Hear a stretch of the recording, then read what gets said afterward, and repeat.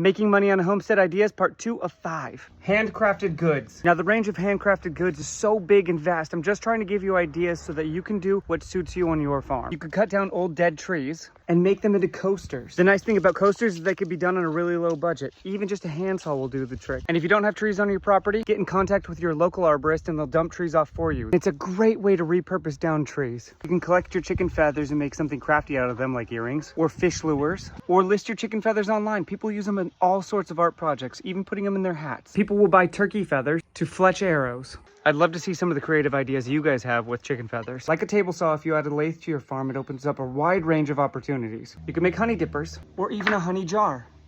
And look at this thing, it helps make garden pots out of paper or decorations like this little tree. You can even make swarm traps for bees. So many people are interested in bees, and with the prospect of being able to catch their own bees, it's a great product to be able to offer. Now I know I've been showing a lot of wood products, but you can easily pick up a rock off the ground and paint it. People buy decoy strawberry rocks all the time so that birds don't eat their actual strawberries. You'll never know what'll sell unless you try things. All these ideas are small enough to be listed online and sold on Etsy. It's been something we've been doing with our coasters, and you could do it too. There are so many ideas for handcrafted goods on your homestead. Take initiative and get crafty.